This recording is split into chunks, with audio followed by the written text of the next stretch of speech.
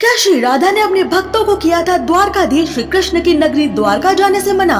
राधे राधे दोस्तों, और आज हम बात करेंगे श्री राधा से जुड़े एक बड़े हैरत अंगेज रहस्य की।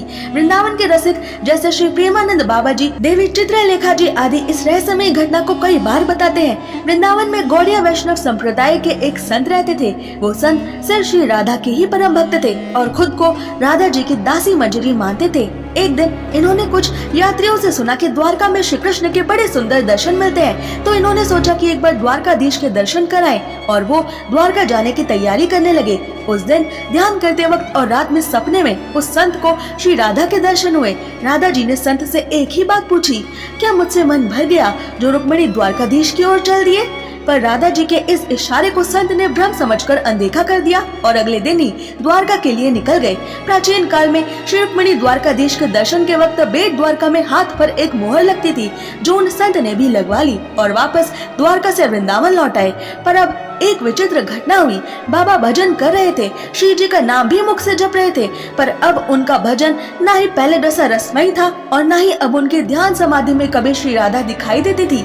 सपनों में भी श्री राधा का आना बंद हो गया था। संत हर वैष्णव के पास, हर मंदिर में गए, पर कहीं समाधान नहीं मिला। एक दिन राधा जी ने थोड़े से दर्शन दिए और संत से बस इतना ही कहा कि अब तो आप रुक्मिणी जी के हो गए हैं, अब ब्रज की मिट्टी पर विश्वास रखते तो द्वारका, पुरी सभी के दर्शन नहीं हो जाते। इतना कहकर जैसे ही श्री राधा अंदर ध्यान हुई, संत की विरह अग्नि भड़क उठी और उन्होंने राधा जी से दूर रहने के बजाय अपने जीवन का अंत करना सही समझा और बाबा ने शरीर त्याग कर राधा जी के चरणों और गोलोक में स्थान प्राप्त किया। उनके अपने ही शरीर से ऐसी विरह अग्नि उठी जिसमें वो खुद ही भस्म होकर गोलोक पहुंच गए। इस कहानी को पढ़कर कम ज्ञान वाले लोग ये सवाल उठाते हैं कि भला राधा जी को क्यों किसी ब्रजवासी के द्वारका जाने से बुरा लगने लगा? वो क्यों बुरा मानने लगी? क्या उन्हें श्री रुक्मिणी जी से ईर्ष्या है जो उन्होंने द्वारका जाने पर भक्त को ही त्याग दिया? जबकि ऐसा कुछ नहीं है। इस घटना के द्वारा राधा जी भक्ति में अनन्यता का गूढ़ ज्ञान दे रही हैं। द्वारका हो या वृंदावन, रुक्मिणी और राधा के रूप में एक ही शक्ति श्री कृष्ण के साथ वास कर रही है, पर रस में भेद है। वृंदावन के रस को शुद्ध माधुर्य भाव कहा जाता है, जबकि द्वारका में माधुर्य के साथ ऐश्वर्य रस भी है। भगवान के सारे रूप एक ही हैं, पर जब भक्त किसी एक रूप को अपना एकमात्र इष्ट भगवान बना लेता है, तो उसके बाद उसे अपने भगवान या रस को बदलना नहीं चाहिए। अपने ही भगवान में उस भक्त को सभी धामों और भगवानों के दर्शन करने चाहिए।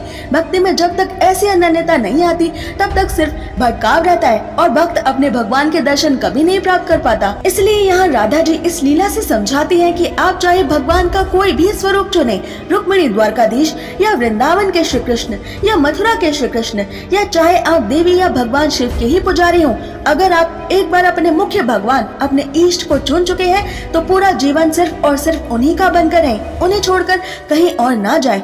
आपको उन्हीं इष्ट भगवान में और उनके धाम में ही सभी दूसरे भगवानों के दर्शन अपने आप हो जाएंगे। ऐसे ही और रोचक अनसुने तथ्य जानने के लिए सब्सक्राइब करें।